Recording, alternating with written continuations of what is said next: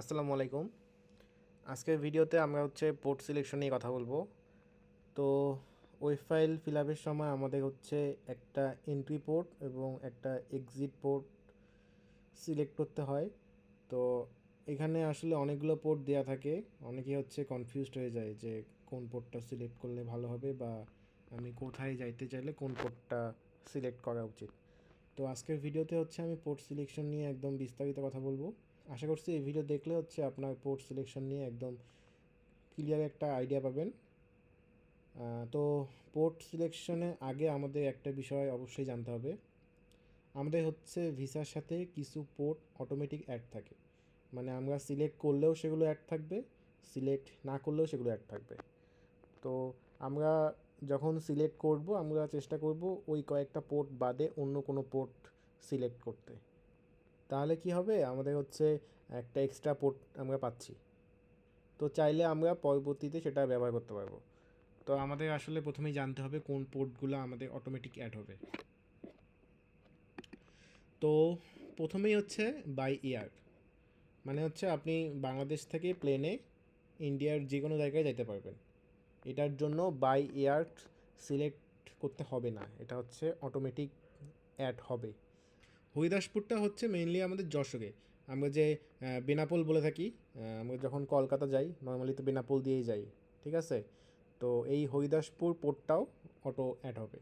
তারপরে আগরতলা, এটা আমাদের ব্রাহ্মণবাড়িয়ার দিকে একটা পোর্ট, তো এটা অটোমেটিক অ্যাড হবে। তারপর গেদে, গেদে দর্শনাতে চুয়াডাঙ্গায়, তো এই পোর্টটা অটোমেটিক অ্যাড হবে। দেন চিতপুর, এটা মেইনলি ট্রেনের জন্য, আমাদের ঢাকা থেকে যে কলকাতা যায় মৈত্রী এক্সপ্রেস, তো এই পোর্টটা অটোমেটিক অ্যাড হবে। তারপর এনজিপি, নিউ জলপাইগুড়ি, ঢাকা থেকে যে নিউ জলপাইগুড়ি যায়, এটা এই পোর্টটা অটোমেটিক অ্যাড হবে। মানে আপনি বাই এয়ার হরিদাসপুর, আগরতলা, গেদে আর ট্রেনে যদি চিতপুর অথবা এনজিপি নিউ জলপাইগুড়ি যাইতে চান, এই কয়েকটা পোর্ট অটোমেটিক অ্যাড হবে। এগুলো দেওয়ার কোনো প্রয়োজন নাই। আপনারা এগুলো না দিয়ে অন্য একটা পোর্ট দিয়ে রাখবেন, তাহলে আপনি যদি 6 মাসের ভিসা পান তাহলে ওই পোর্টটা চাইলে ব্যবহার করতে পারবেন। তো এখন আসি এখানে কি কি পোর্ট আছে। তো এইখানে এই যে by air Haridaspur, by rail Chitpur, then এই যে বাই রেল নিউ জলপাইগুড়ি যেটা এনজিপির কথা বললাম, বাই রোড আগরতলা, অনেকগুলো পোর্ট আছে। তো আমি তো দেখাই দিলাম যে কোন পোর্টগুলো অটোমেটিক অ্যাড হবে। এখন কথা আপনি তাহলে এখানে কোন পোর্ট দেবেন। তো এটা ডিপেন্ড করতেছে আপনি কোথায় যাইতে চাচ্ছেন। তো এটা আগরতলা, এই যে আমাদের ব্রাহ্মণবাড়িয়া সাইডে এই পোর্টটা ফ্রিতে অ্যাড হচ্ছে। দেন এখানে আছে হরিদাসপুর, এটাও আর কি ফ্রিতে অ্যাড হবে। তো আমরা চাইলে এটা দিয়ে কলকাতা যেতে পারতেছি, অথবা এই যে আগরতলা দিয়ে এই সাইডে যাইতে পারতেছি, আমরা যেখানে যাইতে চাই, ঠিক আছে। তো মোটামুটি এই সাইড কমপ্লিট। আর বাকি থাকলো কি, এই যে জাস্ট উপরের দিকে অ্যান্ড এই যে সিলেটের এই দিকে। তো আমরা যদি দার্জিলিং, সিকিম বা গ্যাংটক এই সাইডে যাইতে চাইলে আমাদের এখানে দুইটা পোর্ট আছে মেনলি, একটা ফুলবাড়ি পোর্ট, আরেকটা আপনার চ্যাংরাবান্ধা পোর্ট, যেটা লালমনিরহাটের বুড়িমারিতে, ঠিক আছে।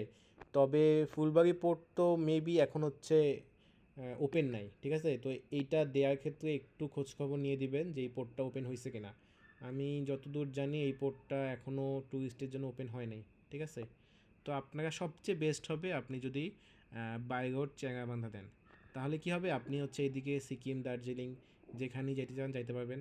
এদিকে আপনি কলকাতাও যাইতে পারতেছেন, এদিকে আপনি এই পোর্ট আগরতলা দিয়ে এই সাইডেও যেতে পারতেছেন।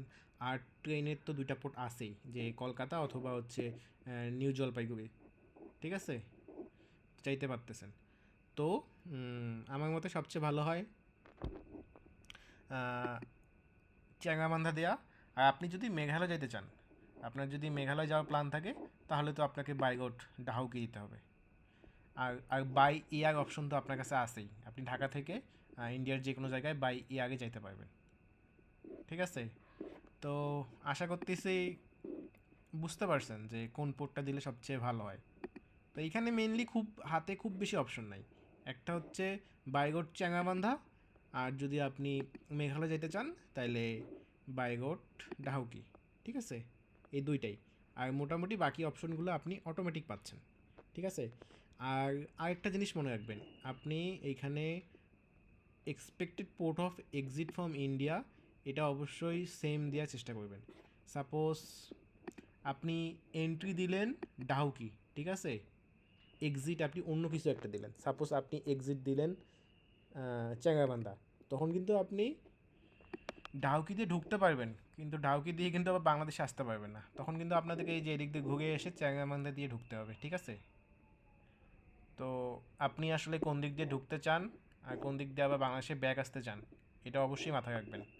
তো আপনি যদি এমন হন যে আপনি মেঘালয় যাবেন ঘুরে আবার সিলেট দিয়ে চলে আসবেন, তখন কিন্তু আপনাকে অবশ্যই এক্সিটটা বাইগোর ডাউকি দিতে হবে। ঠিক আছে, তো এই ভুলটা করবেন না। আর হচ্ছে আপনার যদি এমন হয় আপনি দার্জিলিং যেতে চান আবার হচ্ছে মেঘালয় যেতে চান, দুই জায়গায় আপনার যাওয়ার প্ল্যান আছে, তো তখন কি করবেন? তো তখন আসলে আপনার যখন আপনি প্রথমেই হচ্ছে একটা পোর্ট দিয়ে ভিসা অ্যাপ্লাই করবেন, আপনার যখন ভিসা চলে আসবে তখন হচ্ছে আপনি দুইটা পোর্ট অ্যাড করতে পারবেন। ঠিক আছে, আর তো আপনার একটা ফর্ম ফিল আপ করে আপনার পাসপোর্ট জমা দিলেই, আইভ্যাকে পাসপোর্ট জমা দিলে আপনার হচ্ছে দুইটা পোর্ট অ্যাড হয়ে যাবে। তো তখন চাইলে আপনি যদি প্রথমে যদি চ্যাংরামান্দা দিয়ে থাকেন, পরবর্তীতে ডাহুকি দিলেন এবং অন্য একটা পোর্ট দিলেন, দিয়ে হচ্ছে আপনি পোর্টের জন্য অ্যাপ্লাই করলেন, তাহলে মোটামুটি হচ্ছে আপনি ইন্ডিয়ার সব সাইডে যাইতে পারতেছেন। তো আশা করতেছি পোর্ট সিলেকশন নিয়ে আপনাদের একদম ক্লিয়ার একটা আইডিয়া পাইছেন। তো এরপরেও যদি আপনাদের কোনো সমস্যা থাকে পোর্ট সিলেকশন নিয়ে, তাহলে হচ্ছে কমেন্ট করেন ভিডিওর নিচে, আমি হচ্ছে অবশ্যই রিপ্লাই দিব। আর হচ্ছে অনেকেই স্লটের ভিডিওটা চাচ্ছিলেন, আসলে আমি এখনও স্লট নিতে পারি নাই, মানে স্লটের যা অবস্থা। তো আমি আর কি যদি স্লট নিতে পারি এই ভিডিওটা অবশ্যই দেখাবো। তো আজকে এ পর্যন্তই, সবাই ভালো থাকেন।